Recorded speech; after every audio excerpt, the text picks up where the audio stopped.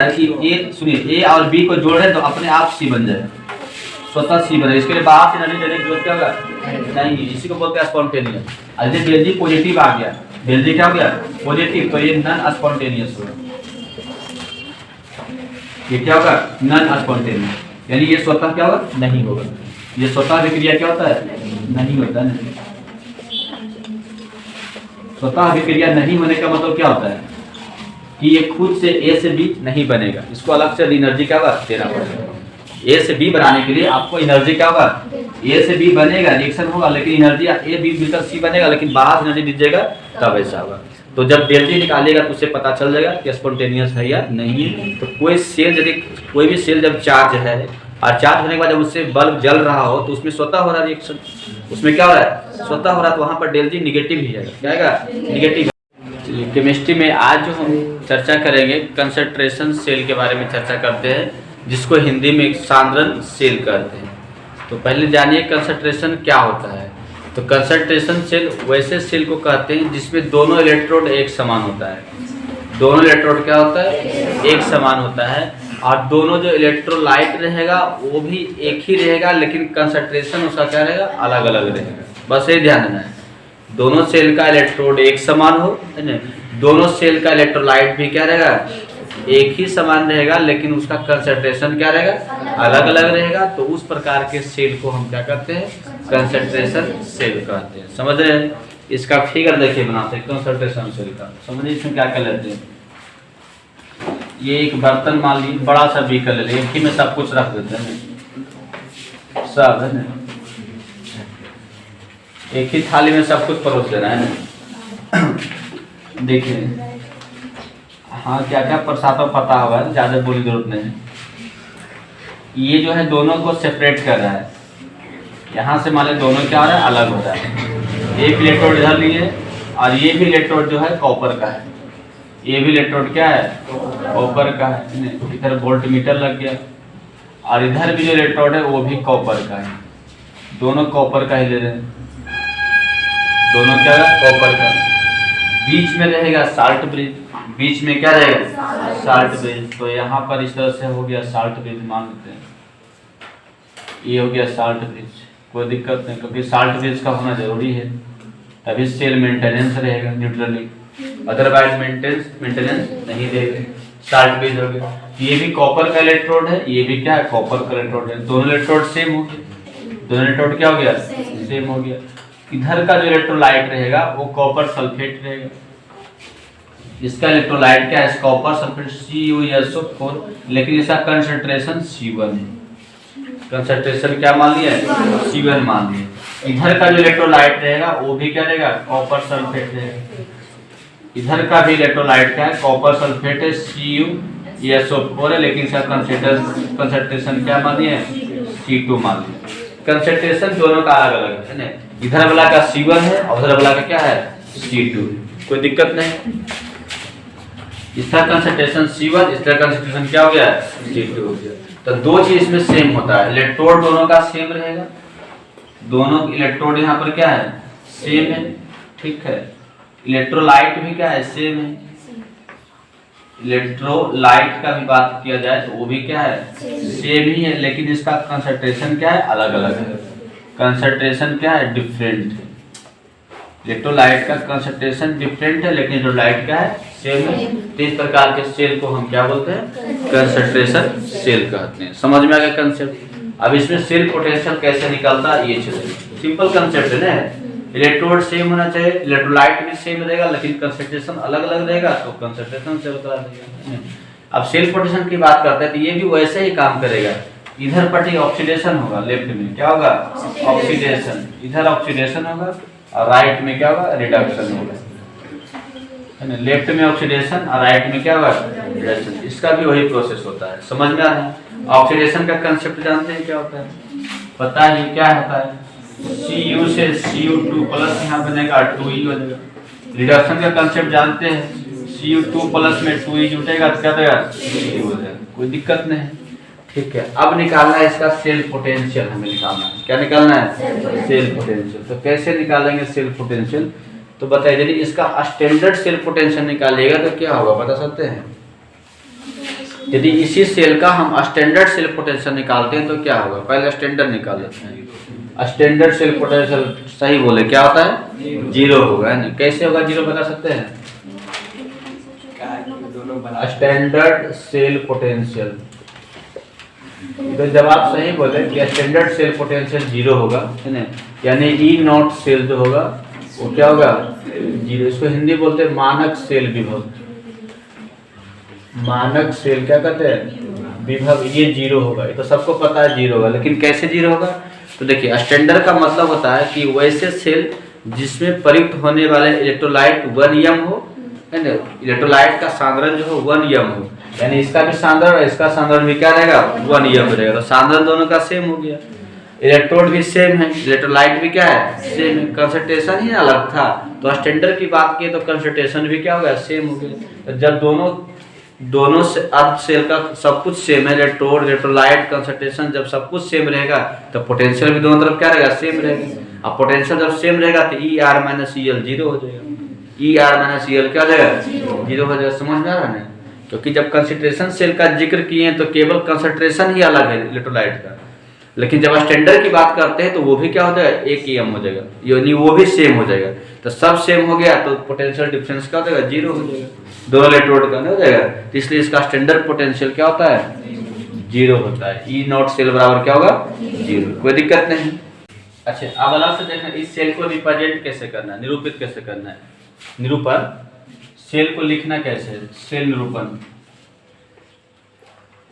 Cell निरूपण कीजिएगा तो इस तरह से लिखाएगा, सी यू पहले रहेगा और फिर सी यू एस ओ क्या होगा 4 और C1 ये हो जाएगा, डबल पाई दीजिएगा, फिर सी यू एस ओ 4 क्या होगा C2 और फिर क्या होगा C1। इस प्रकार से सेल लिखाएगा, यानी लेफ्ट वाला जो होता है एनोड वाला लेफ्ट में लिखाएगा और कैथोड वाला क्या लिखाएगा, राइट में लिखाएगा।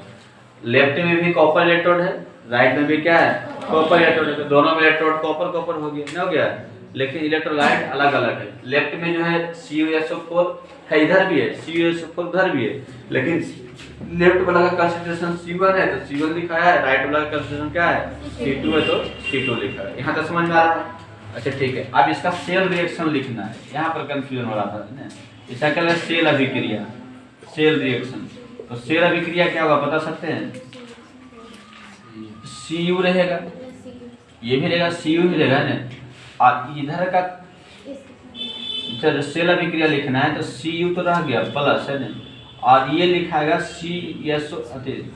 Cu2 प्लस और C1 वाला इधर रहेगा, C2 वाला इधर रहेगा, इस तरह से करके फिर रहेगा Cu2 प्लस और C1 है ना, और प्लस क्या होगा Cu। बात समझिए, यानी Cu से ऑक्सीडाइज होगा Cu2 प्लस में, Cu से ऑक्सीडाइज क्या होगा, हाँ Cu2 प्लस C1 में, किसमें होगा C1 में, नहीं समझ रहे हैं। ये कॉपर है तो कॉपर जब ऑक्सीडाइज होगा, ये ऑक्सीडाइज होगा ना, ये ऑक्सीडाइज होगा तो Cu2 प्लस देगा ना, कंसंट्रेशन क्या रहेगा C1 रहेगा, और ये कॉपर रिड्यूस होगा, ये कॉपर क्या होगा रिड्यूस होगा, लेकिन Cu से Cu2 प्लस बना लेकिन कंसंट्रेशन क्या है C1 है, और जिससे ये बना लेकिन कंसंट्रेशन इसका क्या है C2 है। तो रिएक्शन में क्या हो रहा है, ये C1 वाला राइट में है, C1 वाला क्या है राइट में, और C2 वाला क्या है लेफ्ट में, तो लेफ्ट में C2 और राइट में क्या होगा C1। यानी पढ़ाते भी कि कोई भी सेल निरूपण रहे तो सेल रिएक्शन कैसे लिखाएगा, इधर के कंसंट्रेशन को इधर करना है, इधर के कंसंट्रेशन क्या करना है इधर क्लिक करना है, ये था ना। चलिए ठीक है, अब यहाँ पर निकालना है नर्स समीकरण से, है ना। तो इसका सेल कांस्टेंट भी निकाल सकते हैं, क्या होगा cell constant, sorry equilibrium constant क्या होगा इसका,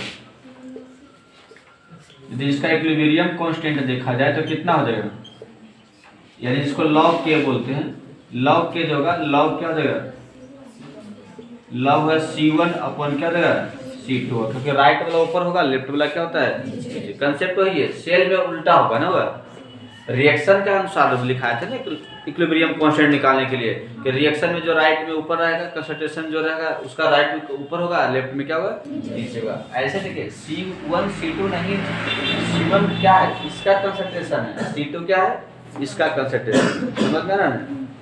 ऐसे जो हम लिखे थे डैनियल सेल में जो लिखे थे उसमें Zn2 प्लस अपन ZCU2 प्लस लिखे थे, तो Zn2 प्लस का मतलब क्या है, जैसे कि यहाँ पर हाँ, Zn2+ का मतलब क्या है, ये जिंक सल्फेट का कंसंट्रेशन बता रहा है। Zn2+ क्या बता रहा है, जिंक सल्फेट का कंसंट्रेशन बता रहा है। तो यहाँ पर कंसंट्रेशन ऑलरेडी दिया हुआ है C1, तो हम डायरेक्ट कंसंट्रेशन लिखें C1, ब्रैकेट बंद करके नहीं लिखना पड़ेगा, समझ में आ रहा है। C2 कंसंट्रेशन है, C2 भी क्या है, कंसंट्रेशन है, तो डायरेक्ट क्या लिखा दें, C2 लिखते हैं। तो यहाँ पर Zn2 ब्रैकेट बंद करने की जरूरत क्या हो रहा है, नहीं पड़ रहा है, कोई दिक्कत है नहीं। तो ये इक्विलिब्रियम कांस्टेंट निकल गया, ये क्या निकल गया, इक्विलिब्रियम कांस्टेंट। और जब इक्विलिब्रियम कांस्टेंट निकल गया तो फिर नर समीकरण से सेल पोटेंशियल निकल जाएगा, क्या निकल जाएगा, सेल पोटेंशियल। तो नर समीकरण से जानते हैं क्या होता है,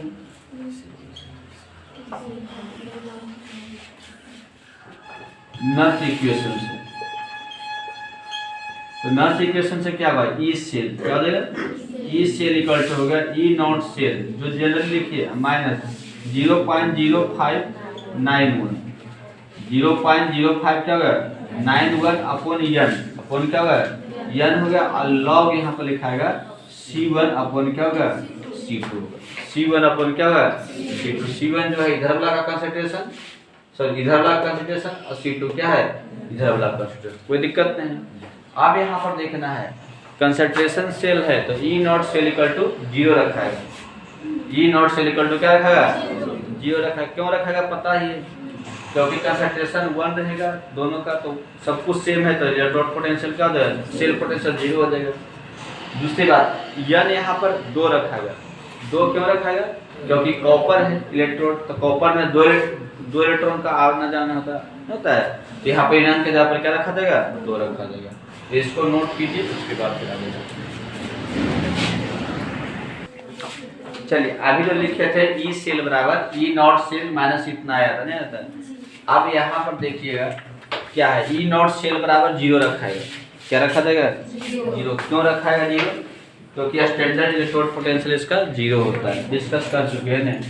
तो जब ई नॉट सेल 0 रखाएगा तो ई सेल इक्वल टू जो होगा माइनस 0.0591 अपॉन नीचे 2 हो जाएगा।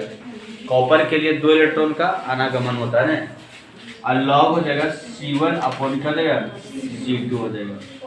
इम्प्लाई फिर ई सेल लिखिएगा यहाँ पर 2 से भागा दिया तो कितना होगा बता सकते हैं, 0.0 2 बार लगेगा, फिर कितना हो जाएगा 9 दूनी 18 हो जाएगा, फिर 5 दूनी 10 लगभग मिल जाएगा, और लॉग हो जाएगा। और ये माइनस था प्लस किए तो C2 अपॉन क्या देगा C1 होगा, तो यही निकल जाएगा सेल पोटेंशियल। ये क्या लग जाएगा, माइनस वाला प्लस कैसे हो गया, उलट कैसे गया, तो आप पढ़े थे लॉग का प्रॉपर्टी कि लॉग ए लिखा हुआ है तो -1 माइनस कीजिएगा तो log 1 अपॉन क्या देगा ए हो जाएगा। यदि लॉग के अंदर वाला उलटते हैं ना तो साइन क्या होता है चेंज हो जाता है।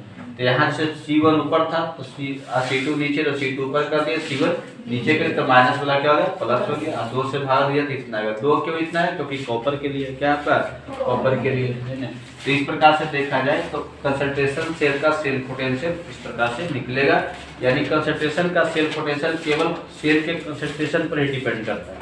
केवल किस पर कर रहा है, कंसंट्रेशन पर ही डिपेंड कर रहा है। कोई दिक्कत है यहाँ तक, चलिए ठीक, तो लिखा जाए इतने था बचा हुआ।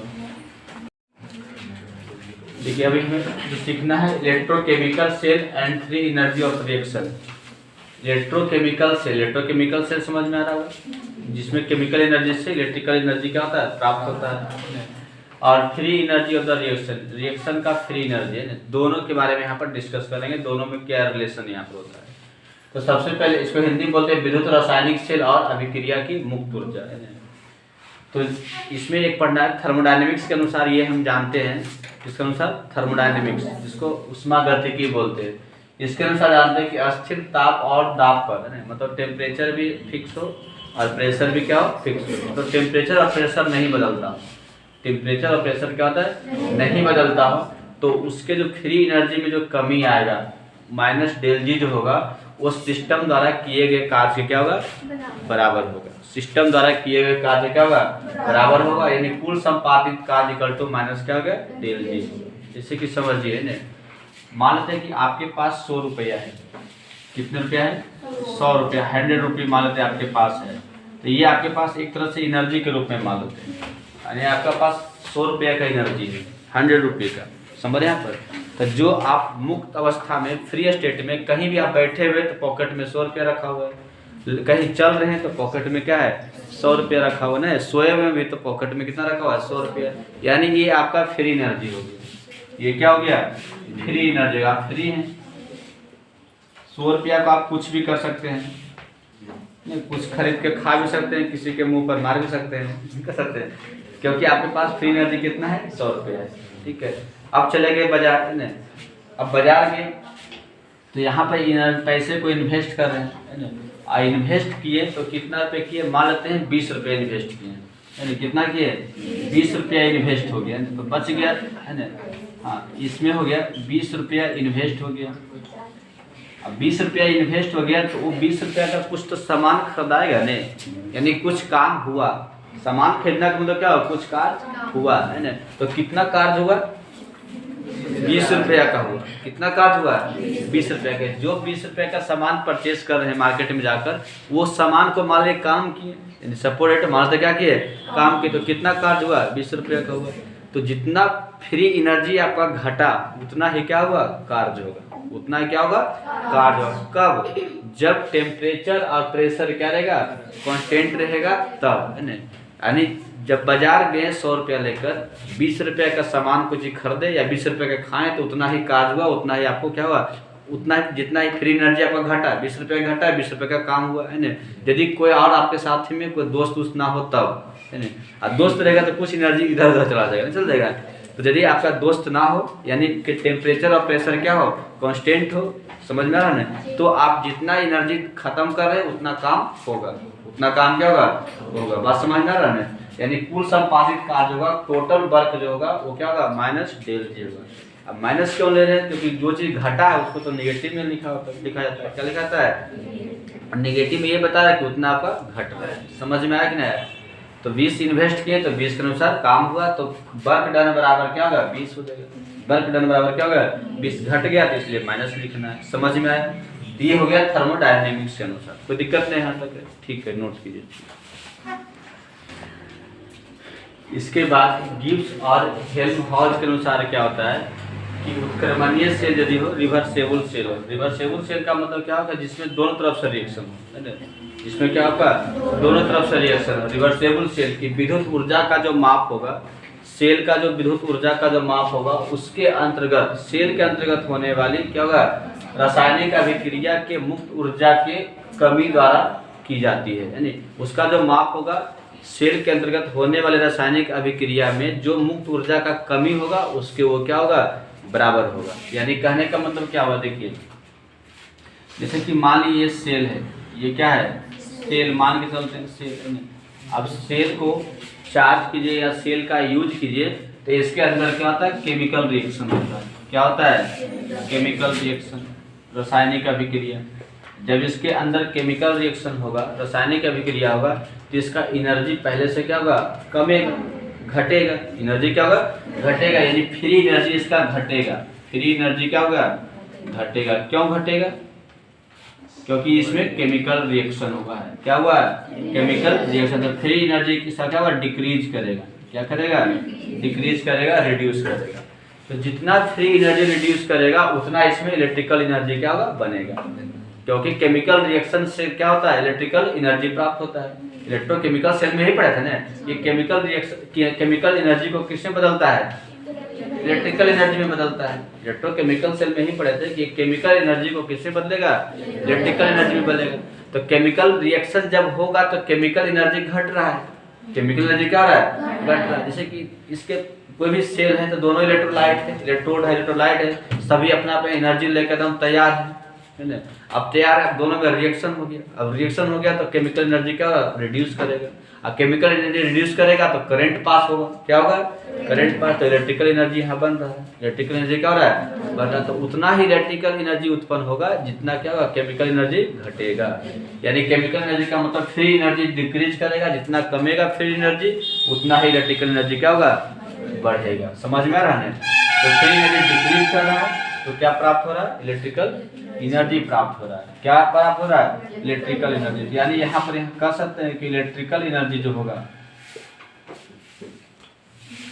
इलेक्ट्रिकल एनर्जी जो होगा वो क्या होगा मुक्त ऊर्जा में कमी के बराबर होगा। इलेक्ट्रिकल एनर्जी का मतलब विद्युत ऊर्जा क्या हो गया विद्युत ऊर्जा। विद्युत ऊर्जा जो होगा वो क्या होगा, मुक्त ऊर्जा। मुक्त ऊर्जा के कमी में क्या होगा, मुक्त ऊर्जा के कमी के बराबर होगा, है ना, या मुक्त ऊर्जा में कमी, मुक्त ऊर्जा में क्या होगा, कमी के बराबर होगा।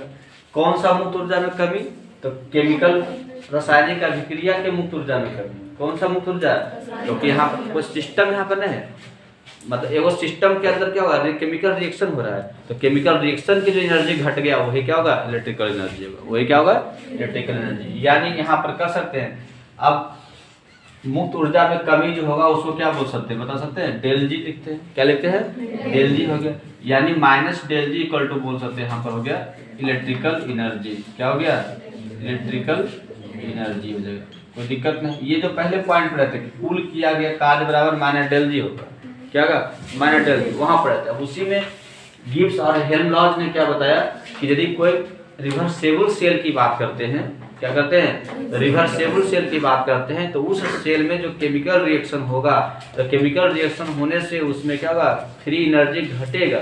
फ्री एनर्जी क्या होगा, घटेगा। जितना फ्री एनर्जी घटेगा उतना उसमें क्या होगा, इलेक्ट्रिकल एनर्जी बनेगा, उतना क्या होगा, इलेक्ट्रिकल एनर्जी बनेगा। समझ रहे हैं, तो इलेक्ट्रिकल एनर्जी बराबर क्या हो गया, माइनस डेल जी। क्या हो जाएगा, माइनस डेल जी, कोई दिक्कत नहीं है। जब इतना समझ में आ गया कि इलेक्ट्रिकल एनर्जी बराबर माइनस डेल जी होता है, इलेक्ट्रिकल किसी भी सेल के लिए इलेक्ट्रिकल एनर्जी बराबर क्या होता है, माइनस डेल जी होता है, तो अलग से इलेक्ट्रिकल एनर्जी निकालने के लिए सीखते हैं, जिसका इलेक्ट्रोड पोटेंशियल दिया हुआ रहेगा, तो उसका इलेक्ट्रिकल एनर्जी कैसे निकलेगा इसके बारे में अब चर्चा करते हैं। अब दोनों को फिर क्या करेंगे, इक्वल करेंगे। यहाँ समझ में आएगा ना कि माइनस डेल जी बराबर क्या होगा, इलेक्ट्रिकल एनर्जी होगा। माइनस डेल जी क्या है, कितने केमिकल, कितने फ्री एनर्जी घटा है, वो क्या है, माइनस डेल जी है। समझ में आ रहा थी, नोट कीजिए। ठीक है, जिन लोगों को समझ में नहीं आया ध्यान से देखिएगा, अब भी समझ में आ जाएगा, 100% गारंटी है। चलिए इसमें देखिए, गिब्स और हेल्महोल्ट्ज के अनुसार क्या कहा गया है कि उत्क्रमणीय सेल यदि है, रिवर्सेबल सेल। अब रिवर्सेबल सेल किसको बोलते हैं, जिसमें दोनों डायरेक्शन में केमिकल रिएक्शन हो, है ना, यानी दोनों डायरेक्शन का मतलब समझ रहे हैं। इस प्रकार से जैसे कि ए से यदि बी बन रहा है तो बी से भी क्या बनेगा, ए बनेगा। ए से बी बन रहा है तो बी से भी क्या बनेगा, ए बनेगा। इसी को बोलते हैं रिवर्सेबल, है ना। अब रिएक्शन कहलाएगा, सेल रहेगा, ऐसा तो क्या होगा, सेल कहलाएगा। समझ में आ रहा है, तो ऐसा है इसको रिवर्सेबल रिएक्शन कहते हैं। सेल में जो दोनों रिएक्शन हो रहा है, जिस सेल में रिवर्सेबल रिएक्शन हो रहा है वो रिवर्सेबल सेल कहला जाएगा। समझ रहे बात यहाँ पर। इसकी जो विद्युत ऊर्जा का माप होगा, सेल का जो विद्युत ऊर्जा होगा, विद्युत ऊर्जा हम तो समझते हैं ना, इलेक्ट्रिकल एनर्जी, जिससे बल्ब जल सके, पंखा चल सके, ये हो गया, तो वो हो गया उसका विद्युत ऊर्जा, इलेक्ट्रिकल एनर्जी। सेल के अंतर्गत होने वाली रासायनिक अभिक्रिया के मुक्त ऊर्जा की कमी की द्वारा की जाती है ना, उसका जो माप होगा वो किसके द्वारा क्या आता है, सेल के अंतर्गत होने वाले रासायनिक अभिक्रिया के कितना कमी हुआ उसके द्वारा माप किया जाता है।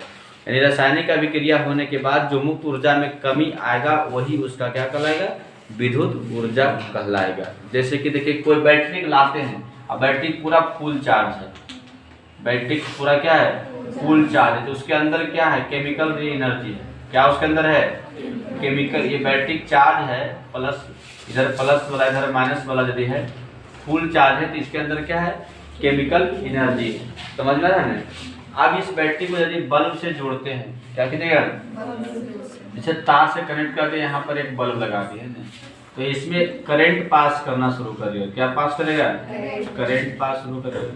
तो करंट पास शुरू क्यों कर रहा है, क्योंकि इसके अंदर केमिकल रिएक्शन हुआ है जुड़ने के बाद। पहले से नहीं था, पहले से तो इसके केमिकल एनर्जी इसके पास था, बैटरी के पास कौन सा एनर्जी था, केमिकल एनर्जी। पहले इसके पास था केमिकल एनर्जी था, केमिकल एनर्जी।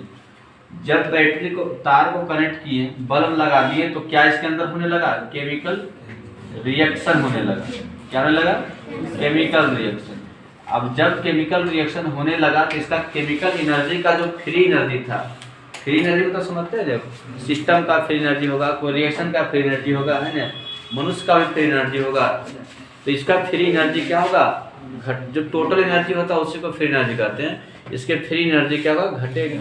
फ्री एनर्जी क्या होगा, घट रहा है, समझ रहे हैं। और वहाँ घट रहा है, यहाँ बल्ब जल रहा है, यानी बल्ब की कौन सा एनर्जी के कारण जलता है, इलेक्ट्रिकल एनर्जी के कारण। कौन सा एनर्जी के कारण जलता है, इलेक्ट्रिकल एनर्जी। इसको इलेक्ट्रिकल एनर्जी क्या हो रहा है, मिल रहा है। तो केमिकल एनर्जी था, केमिकल रिएक्शन हुआ तो क्या मिला, इलेक्ट्रिकल एनर्जी मिला। क्या मिलेगा, इलेक्ट्रिकल एनर्जी मिल रहा है। कोई दिक्कत है, समझ रहे हैं। पहले बैटरी जब चार्ज था पूरा तो उसके अंदर क्या था, केमिकल एनर्जी था। केमिकल रिएक्शन हुआ, क्या हुआ, केमिकल रिएक्शन हुआ तो केमिकल एनर्जी क्या हुआ, घट रहा है। केमिकल एनर्जी क्या होगा, घटेगा, इलेक्ट्रिकल एनर्जी मिलेगा, है ना। जितना केमिकल एनर्जी घटेगा उतना ही क्या होगा, इलेक्ट्रिकल एनर्जी आपको मिलेगा। समझ आ रहा है। तो सेल का जो इलेक्ट्रिकल एनर्जी होगा वो किसके कारण होगा, केमिकल एनर्जी में कमी के कारण होगा ना। होगा अब है किसी भी एनर्जी को हम क्या बोलते हैं, फ्री एनर्जी कहते हैं, मुक्त रूप में रहता है। तो केमिकल रिएक्शन का जब केमिकल रिएक्शन हो रहा है तो किसके वजह से हो रहा है, कोई एनर्जी है तब ना हो रहा है। तो उस फ्री एनर्जी मान लेते हैं, क्या मानते हैं, फ्री एनर्जी। तो केमिकल एनर्जी घटना मतलब फ्री एनर्जी का घटना।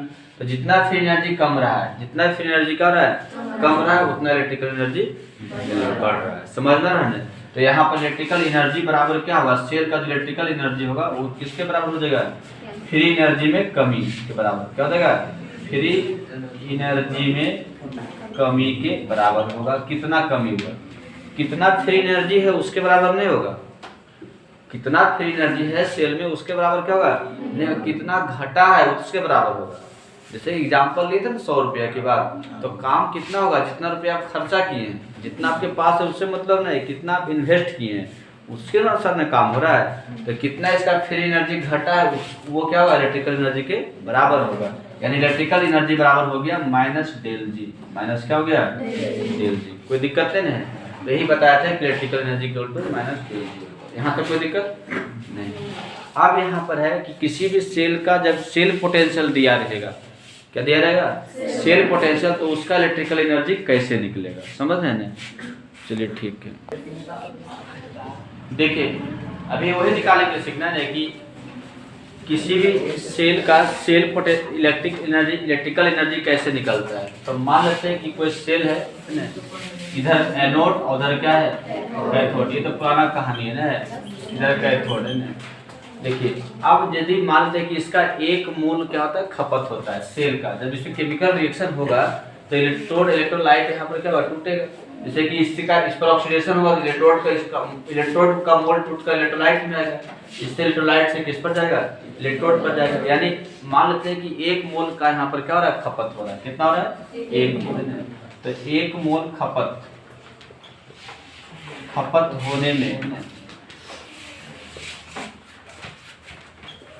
होने पर सेल के द्वारा किया गया कार्य कितना होगा, सेल द्वारा संपादित कार्य कितना होगा, बता सकते हैं। एक मोल खपत होने पर सेल द्वारा संपादित कार्य, सेल द्वारा क्या हो गया, संपादित कार्य, या क्या होगा, सेल द्वारा संपादित कार्य भी लिख सकते हैं, या तो फिर क्या होगा, सेल से प्राप्त विद्युत ऊर्जा, या क्या लिखेगा, सेल से प्राप्त, नीचे लिखते हैं,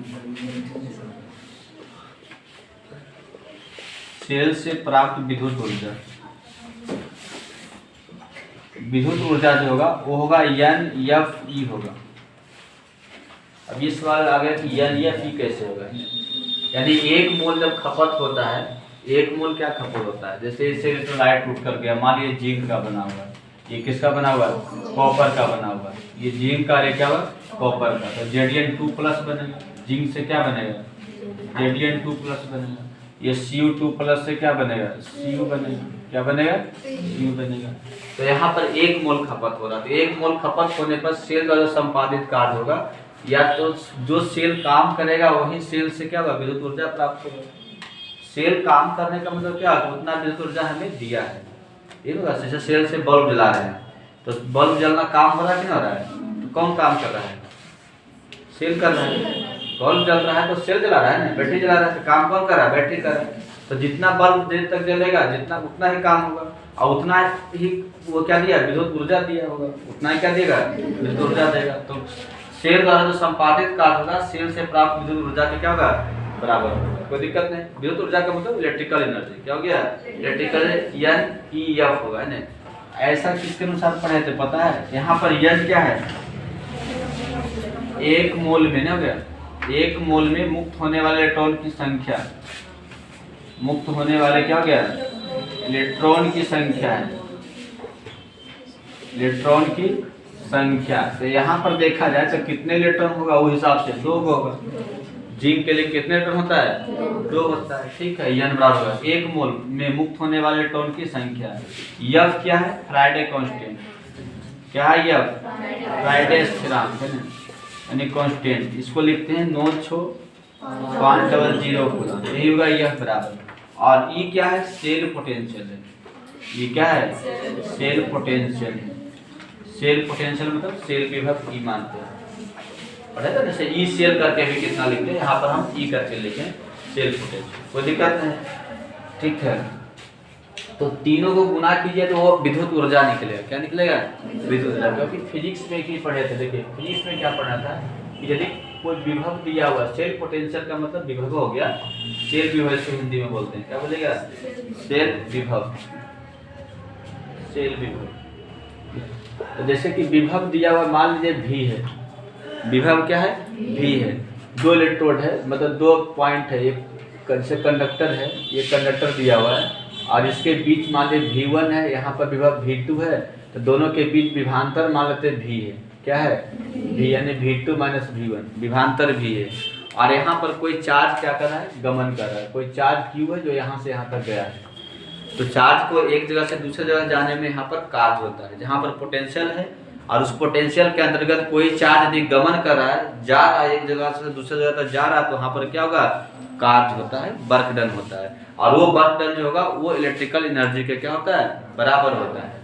और जो इलेक्ट्रिकल एनर्जी होगा वो लिखिएगा Q बराबर क्या होता है, इलेक्ट्रिकल एनर्जी होगा E इलेक्ट्रिकल एनर्जी कुछ मान लेते हैं, लिख देते हैं विद्युत ऊर्जा है, विद्युत ऊर्जा जो यहाँ पर होगा वो क्या होगा, Q V के क्या होता है, बराबर होता है। यानी आवेश गुने होता है विभवांतर, आवेश गुने क्या होगा, विभवांतर होता है, पोटेंशियल डिफरेंस। यानी ऊर्जा बराबर जो यहाँ पर होगा वो होगा Q V होता है, क्या होता है, Q V, कोई दिक्कत नहीं। ऊर्जा बराबर क्या होगा, Q V होता है, समझ रहे हैं। यहाँ पर सेल में देखिए दोनों इलेक्ट्रोडों के बीच विभवांतर कितना है, E है, क्या है E, क्योंकि E सेल कैसे निकलता है, ER minus EL, ER minus क्या निकलता है, EL निकलता है। तो दोनों इलेक्ट्रोडों के बीच का विभवांतर कितना है, E है। समझ में आ रहा है, समझ में आ रहा है, झुक रहे हैं तो कहाँ समझ जाएगा ना, ये बात समझ में आया।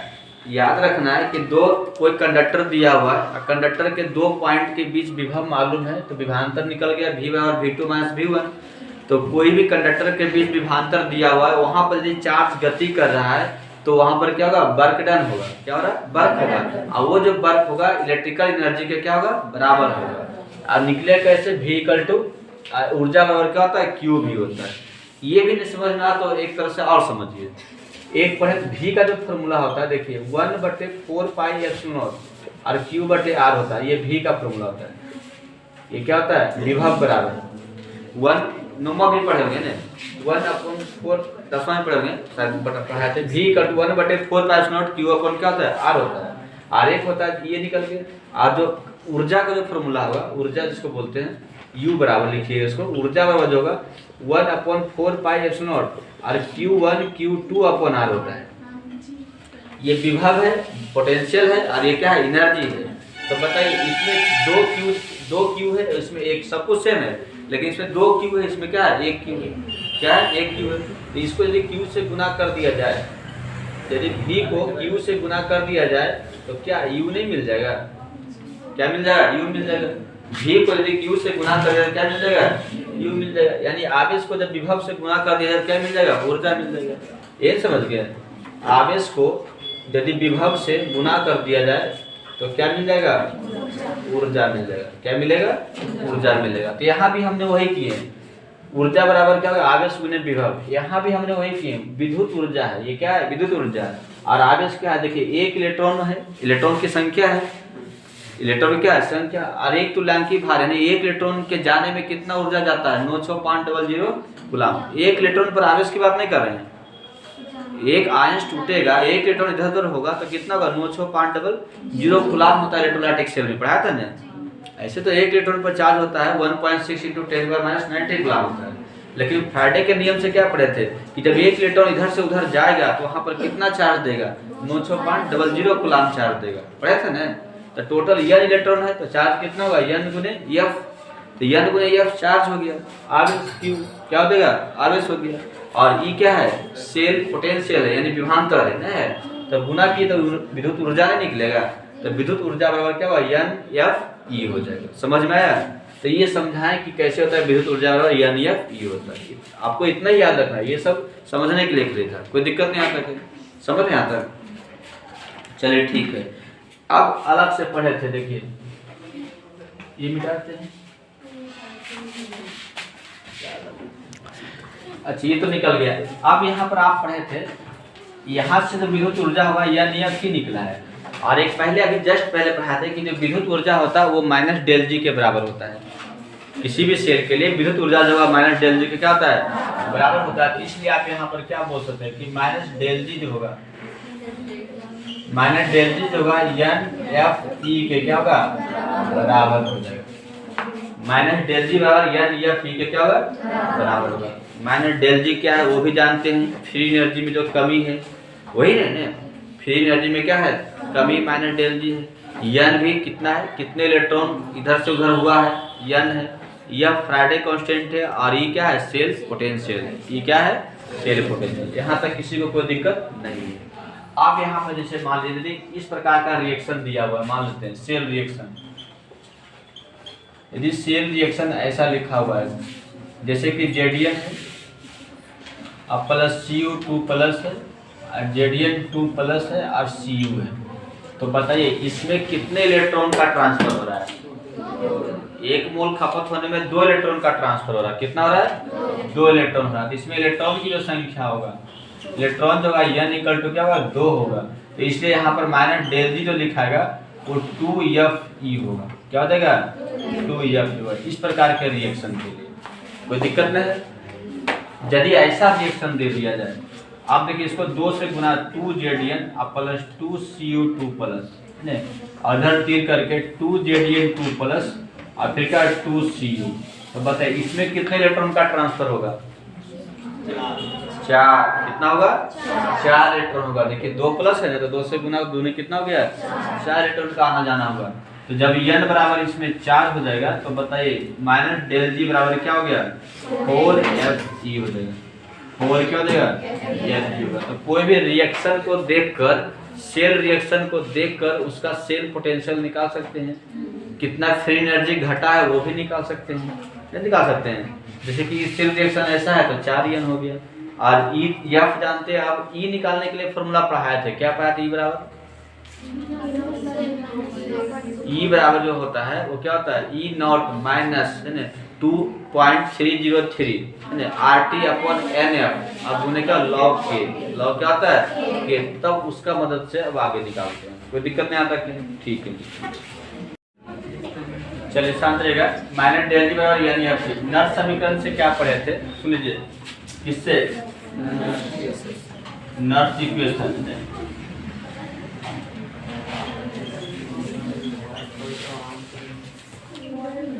नर्स इक्वेशन से हम पढ़े थे कि ई सेल जो होता है, ई बराबर जो होगा E0, ई बराबर ई सेल लिख सकते हैं ना, ई बराबर E0 माइनस क्या होता है 2.303 RT अपन क्या होता है NF और लॉग के, लॉग क्या होगा के, जहाँ पर के इक्विलिब्रियम कांस्टेंट होता है, क्या होता है इक्विलिब्रियम कांस्टेंट। कोई दिक्कत नहीं आता है, ये सब समझ रहे हैं ना, तक ये पढ़ा हुआ है। चलिए ये निकल गया।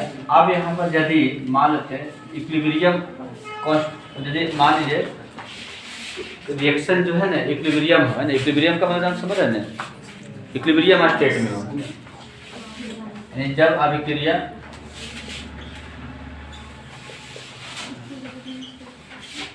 इक्विलिब्रियम स्टेट साम्यावस्था में हो, इसको हिंदी में क्या बोलेगा, साम्यावस्था में हो। जब अभिक्रिया साम्यावस्था में रहेगा तो वहां पर E0 क्या होगा, 0 हो जाएगा। ई नॉट इक्वल टू क्या होता है 0 होगा। जब साम्यावस्था में रहेगा तो स्टैंडर्ड 0 हो जाएगा, स्टैंडर्ड क्या होगा 0 हो जाएगा। ई नॉट 0 होगा कि ई 0 होगा? जब साम्यावस्था में रहेगा तो ई नॉट 0 कि ई 0 होगा?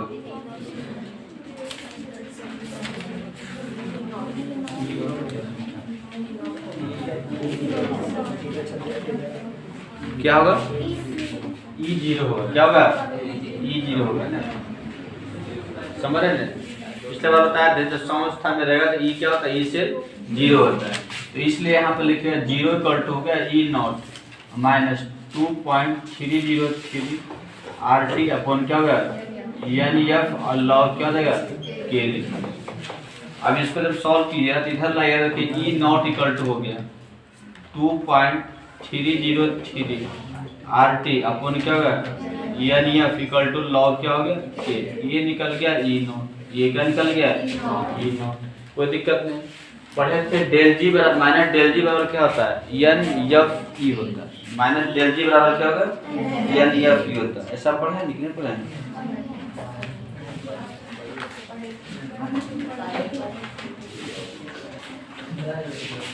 ठीक है। जब ऐसा पढ़े हैं तो यहाँ पर क्या लिखा है देखिए, सिंस माइनस डेल जी बराबर होता है NF तो ई के जगह पर ई नॉट का ई जगह पर क्या रखा गया तो इम्प्लाई हो जाएगा minus del G equal to हो गया n तो n हो गया F हो गया। ई नॉट के जगह पर क्या रखा है 0 रखा है हमारे 2.303 हो जाएगा और RT हो जाएगा अपॉन NF।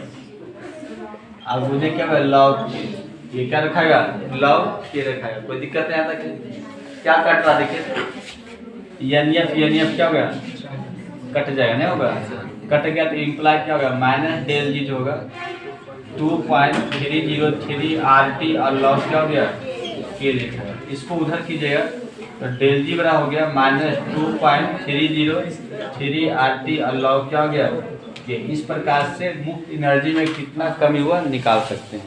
किसमें मुक्त एनर्जी, इसमें मुक्त एनर्जी में कितना कमी होगा ये आप क्या कर सकते हैं पता लगा सकते हैं। कोई दिक्कत नहीं है।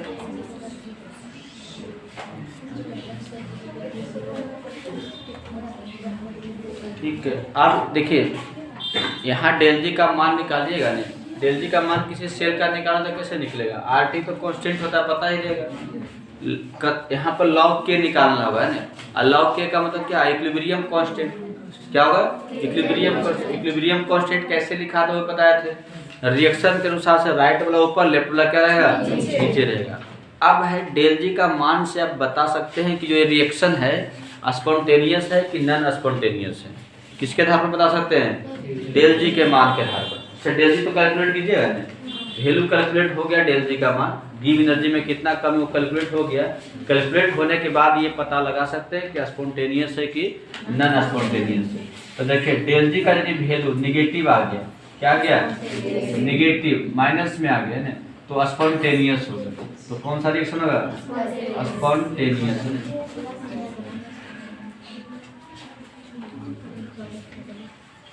स्पॉन्टेनियस इसको बोलते हैं स्वतः विक्रिया होगा। क्या होगा स्वतः विक्रिया होगा। स्वतः का मतलब क्या है कि ए सुनिए A और B को जोड़े तो अपने आप C बन जाए, स्वतः C बने। इसके लिए बाहर से एनर्जी देने की जरूरत क्या होगा नहीं, इसी को बोलते हैं स्पॉन्टेनियस। यदि डेल जी पॉजिटिव आ गया, डेल जी क्या हो गया पॉजिटिव, तो ये नॉन स्पॉन्टेनियस होगा। ये क्या होगा नॉन स्पॉन्टेनियस, यानी ये स्वतः क्या होगा नहीं होगा। ये स्वतः विक्रिया क्या होता है नहीं होता है। स्वतः विक्रिया नहीं होने का मतलब क्या होता है कि ये खुद से A से B नहीं बनेगा, इसको अलग से एनर्जी क्या होगा देना पड़ेगा। A से B बनाने के लिए आपको एनर्जी क्या होगा A से B बनेगा, रिएक्शन होगा, लेकिन एनर्जी A B मिलकर C बनेगा, लेकिन बाहर से एनर्जी दीजिएगा तब ऐसा होगा।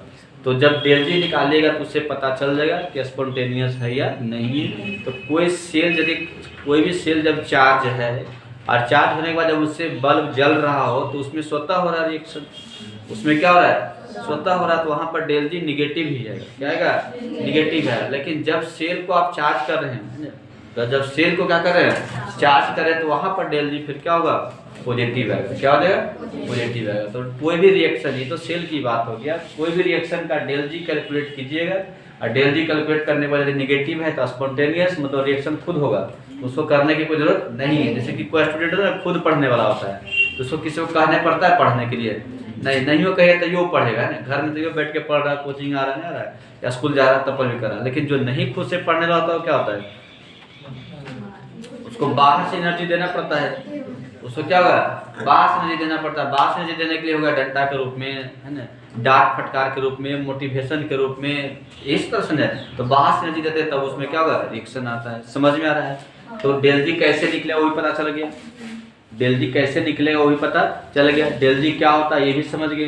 गिव फ्री एनर्जी में जो कमी आता है वही क्या है, डेल जी। डेल जी निकालने के बाद आप ये भी बता सकते हैं कि रिएक्शन किस रूप कैसा था, स्पॉन्टेनियस की नॉन स्पॉन्टेनियस, खुद से होने वाला रिएक्शन था कि खुद से होने वाला नहीं था, कि कराया गया बाहर से, ये भी पता है, इससे चल जाएगा, कोई दिक्कत नहीं। चलिए ठीक है।